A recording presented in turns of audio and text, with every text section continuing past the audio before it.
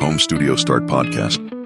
I'd ever feel like you need a PhD just to pick out a microphone. Yeah, seriously. Like XLR, USB, it can get pretty overwhelming when you're starting out, right? It's a total maze of choices, I get it. And today we're diving into that head first. We're going to try to demystify this whole microphone world. Sounds good. Specifically, we're talking XLR versus USB microphones, which is kind of a classic debate. Right. One of the big questions for anybody getting into recording. No matter what you're trying to do, music, podcasts, you name it. Whether you want to sound amazing in your latest YouTube video. Or lay down some killer tracks in your bedroom studio. Exactly. So the question everyone wants to know the answer to, of course, is XLR just automatically better? Yeah, like is it some kind of magical upgrade that'll instantly make everything sound incredible? Right. Spoiler alert, it's not that simple. There's a lot more to it than that. But that's what we're here to unpack today. We're going to break down the key differences between these two types of microphones, from sound quality to ease of use, what you can actually do with them, and of course, the always important budget considerations. Basically, we're giving you the knowledge to make the best choice for your specific needs. Exactly. Because there's no one-size-fits-all answer here. Absolutely not. So let's start with the heart of the matter,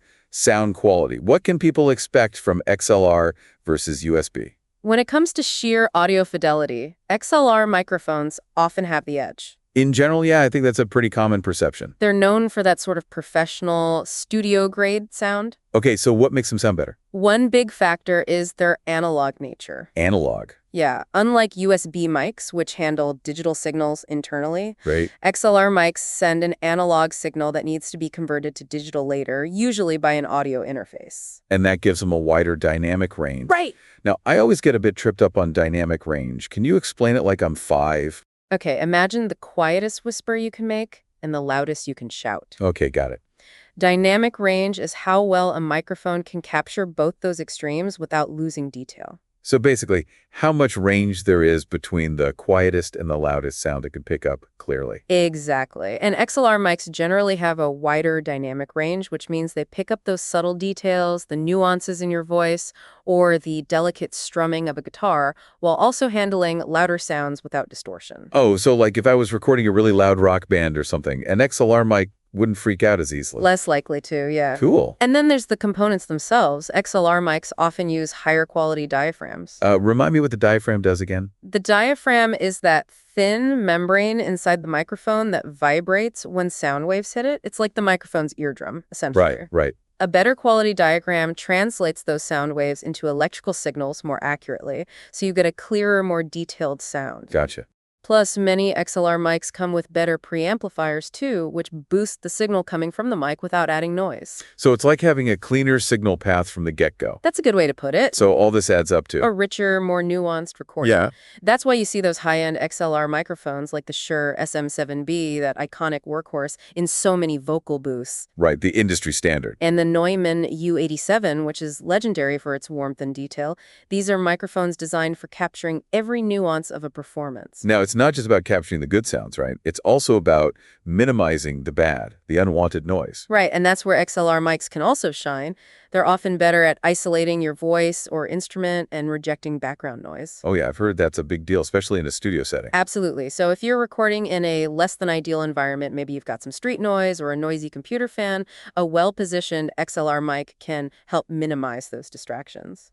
Awesome. So let's switch gears and talk about USB microphones. What's the deal with them in terms of sound quality? Well, USB mics are definitely more focused on ease of use, which we'll get to in a bit. Right, that whole plug-and-play thing. But that doesn't mean they sound bad. Not at all. You can find some really good USB mics these days that are perfect for a lot of common uses. Yeah, I mean, for podcasting, streaming, even some basic home recording, they can be fantastic. The Blue Yeti, for example, is super popular and it can deliver really solid audio quality. Yep, that's a classic for a reason. The key difference, though, is that USB mics have an analog to digital converter, or ADC, built right in. So that's what translates the sound into a digital signal that your computer can understand. Exactly. And that's convenient, right? Super convenient, but it can be a limiting factor in some situations. How so? Because the analog signal has to be converted within the microphone itself, there's less flexibility in optimizing that conversion. It can affect how well they handle extremely loud sounds, and you might get some distortion. So not ideal for recording a screaming metal band then. Probably not the best choice there. You also might encounter some latency with USB mics. Latency meaning. It's that slight delay between when you make a sound and when you hear it back in your headphones. Ooh, I hate that. It can be a bit distracting, especially if you're trying to monitor yourself while recording. Yeah, for sure. Now, it's usually not a huge issue with modern USB mics, but it's something to be aware of. Okay, so to sum it up, it seems like if you're really going for that pro studio sound and you're ready to invest in some extra gear, XLR is the way to go. Yeah, that's a good takeaway. But for a lot of everyday recording needs, USB is a perfectly viable option, especially for beginners. Absolutely. Right, so ease of use. This is where I think USB mics really take the crown, wouldn't you say? Oh, yeah, for sure. The plug-and-play aspect is huge. It's like magic. You just plug it in and it usually works right away. Yeah, most computers will recognize a USB mic instantly. No drivers to install, no messing around with settings. Makes it super easy to just get started.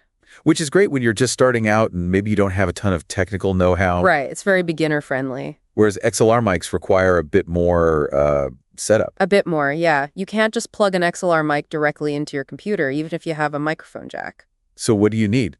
You need an audio interface, which is essentially a little box that converts the analog signal from the XLR mic into a digital signal your computer can understand. Right, the translator between the mic and the computer. Exactly. And that can be a bit intimidating for some people. I get it. It's like an extra step, an extra piece of equipment to figure out. Plus, it's an added expense. Yeah, for sure. A decent audio interface can cost anywhere from, $50 to several hundred. But there are some really good entry-level options out there. The Focusrite Scarlett series is one I always hear recommended. Yeah, the Scarletts are great. They're pretty user-friendly, they sound good, and they're not crazy expensive. And don't forget the cables. Oh, yeah, the cables. XLR cables are different from USB cables, of course. They use those 3-pin connectors. Right. And some XLR mics also require phantom power, which you get from the audio interface. Right, that 48 volts of electricity that some condenser mics need to operate. It's sent through the XLR cable. So a bit more to think about with XLR. A little bit, yeah. Okay, so bottom line, USB is the clear winner for ease of use. No question about it. It's perfect for beginners or anyone who values simplicity above all else. Just want to plug in and go. But if you want more control, more advanced features, XLR with an audio interface gives you that flexibility. Definitely. You get features like gain control, headphone monitoring, sometimes even built-in effects. And you can connect multiple microphones or instruments if you need to. Which is essential for musicians, yeah. So USB for simplicity, XLR for flexibility. Got it. Now, what about versatility and expandability? Let's say someone starts out with a simple setup, but they think their audio needs might grow over time. Well, that's where XLR really starts to shine. Because they can be connected to so many different types of gear. Exactly. It's not just about audio interfaces, although those are common. You can also connect XLR mics to mixers, portable recorders, even some high-end cameras. So you're not limited to just working with a computer. Not at all. That opens up a lot of creative possibilities. Like, you could use the same XLR mic to record a podcast in your home studio one day, then take it out to record a live band performance the next. That's awesome. Just got to have the right cables and connections. Right. And USB mics, they're pretty much tied to the computer, right? Yeah, they're primarily designed for computer-based recording. Which is fine for a lot of situations, but it does limit your options. It does. And what about expandability? Can you easily upgrade an XLR setup? Oh, yeah, that's another big advantage of XLR. Because it's a modular system, you can swap things out or add new components as you go. Exactly. For example, if you want to improve the sound of your XLR mic, you could add a dedicated preamplifier. Which would boost the signal even more cleanly than the preamp in the audio interface. Right. Or you could add a good presser to even out the dynamics of your recordings, make everything sound more polished. And those kinds of upgrades are basically impossible with USB mics, right? Pretty much. Because with USB, all the processing is happening inside the microphone itself. You're kind of stuck with what you get. Pretty much, yeah. So if you think you might want to experiment with different audio gear down the line, or if you're serious about getting the best possible sound, XLR offers a lot more room to grow. Okay, so that makes sense. Now, the million-dollar question, the one that's probably on everyone's mind. Price.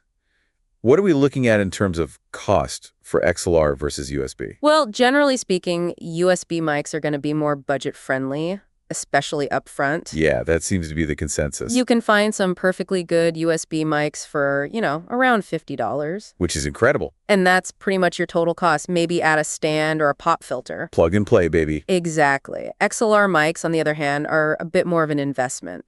So what's a decent entry-level XLR mic going to run you? I'd say you're probably looking at around $100 to $150 to start. Okay, not terrible.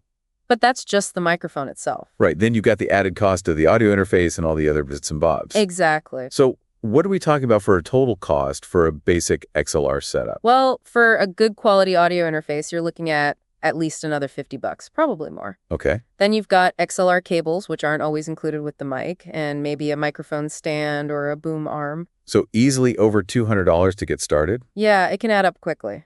But you did mention earlier that it's worth thinking about the long-term value. What did you mean by that? Well, while XLR might be more expensive upfront, if you're really serious about audio, it can actually be a better value in the long run. How so? Well, you're getting that superior sound quality, and you've got more room to grow with your setup. Right. You can always upgrade individual components as your needs change. Exactly. So you might find that you actually end up saving money over time. Yeah, especially if your audio needs and expectations are going to increase as you gain experience. Makes sense. Whereas with a USB mic, you might hit a ceiling at some point, Right. and you might have to upgrade the whole thing.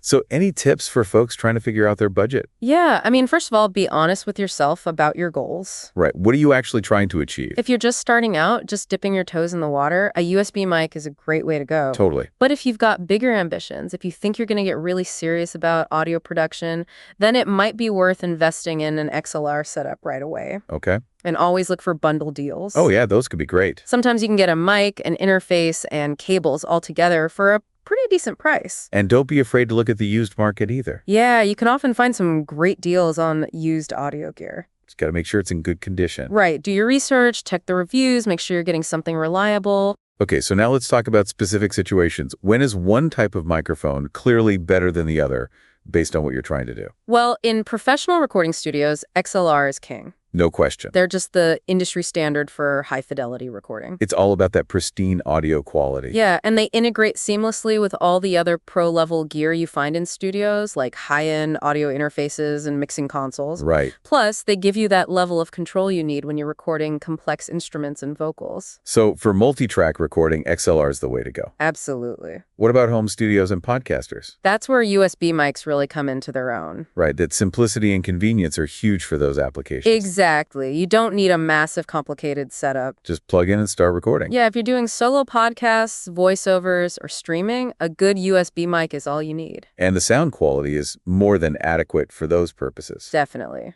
What about live performances? What kind of mics do you see on stage?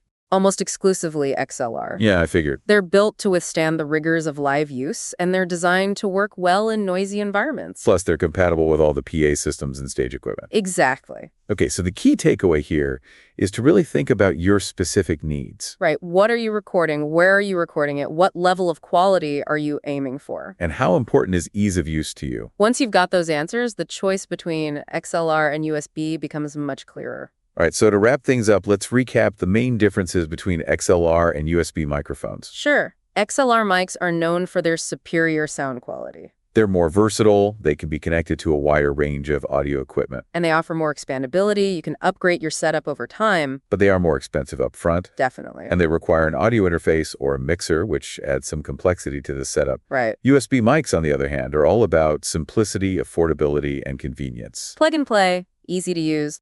The sound quality can be very good, especially for the price. Perfect for a lot of everyday recording needs. But they're not as versatile or expandable as XLR mics. No, you're pretty much limited to connecting them to a computer. So there you have it. The choice is yours. No clear winner, just the best option for your individual circumstances. Think about your needs, your goals, your technical comfort level, and your budget. And don't be afraid to experiment. You might even find that you end up using both types of microphones for different purposes. That's a good point. As your audio journey progresses, your needs and preferences might change, so be open to exploring different options. Absolutely. Now, as you're thinking about everything we've discussed, from pristine audio quality to plug-and-play ease of use, here's a final question to ponder.